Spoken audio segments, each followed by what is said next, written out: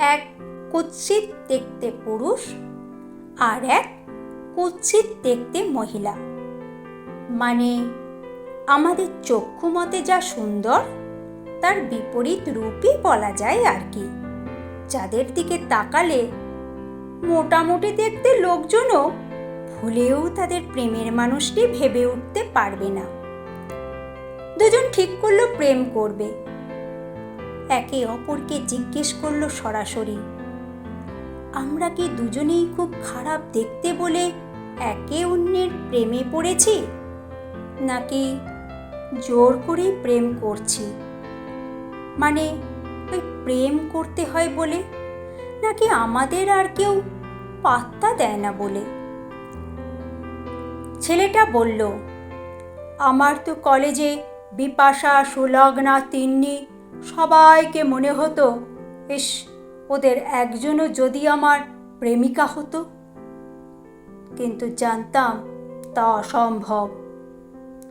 এমন একটা কুৎসিত চেহারাকে অমন ডানাকাটা পরীরা কখনো তাদের প্রেমিক বানাতে পারে?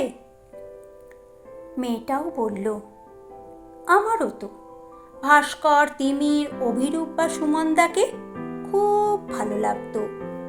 মনে হতো ওদের মতো একজন বর বা প্রেমিক যদি পেতাম।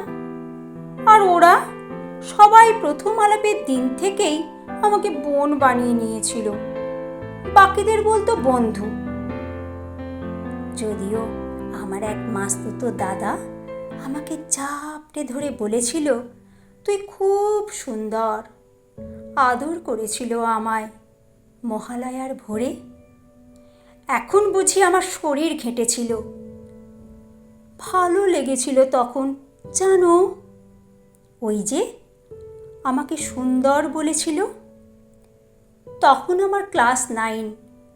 পরিবারের ফিসফিসানি আসতো কানে, বাপ্পা অলকার মেয়েটাকে কেমন একটা দেখতে হয়েছে, বিয়ে দিতে শান্তনু তাদের পাগল হয়ে যেতে হবে। বাবা খুব কষ্ট করে আমার জন্য যতটা সম্ভব টাকা পয়সা গয়নাগাটি জমিয়েছিল। কাগজে বিজ্ঞাপন দেওয়ায় কয়েকজন পাত্র দেখতেও এসেছিল। প্রথম দেখাতেই রিজেক্ট, পারলে হাফ রসগোল্লা খেয়ে পালায়। প্রত্যেকবারই মা আমাকে খুব সুন্দর করে সাজিয়ে দিয়েছিল, আর প্রতিবারই বাবার মুখটা ছিল বিগলিত আর হাত দুটো প্রায় কসলানোর ভূমিকায়। তবুও শিকে ছেড়েনি। গঙ্গার ধারে বসেছিল ওরা।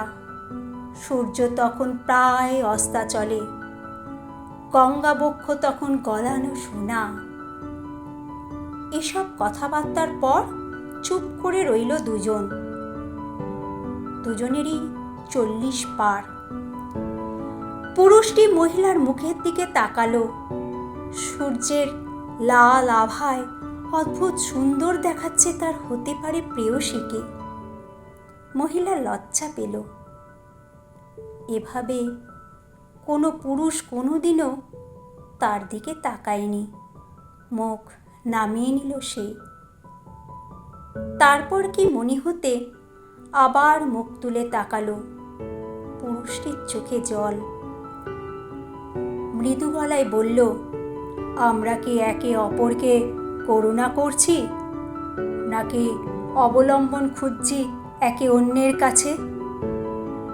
মহিলা বলল, হয়তো দুটোই। প্রেম নেই তাহলে? জিজ্ঞেস করল পুরুষ। মহিলা বলল, জানি না, তবে তোমার সঙ্গে বাকি পথটুকু চলতে ইচ্ছা করছে। সঙ্গে নেবে আমায়? পুরুষ একটু সময় নিল, তারপর হাত রাখলো তার হাতে। দূরে তখন জোনাকিদের মতো আলো জ্বলে উঠেছে। তিলোত্তমা গয়না পড়েছে যেন। একটা নৌকো ওদের পেরিয়ে এগিয়ে গেল। বোধহয় রেডিও কিংবা মোবাইলে, কে জানে। দুজনেরই প্রিয় একটা গানের লাইন ভেসে এলো ওদের কানে। जिंदगी और कुछ भी नहीं, तेरी मेरी कहानी है।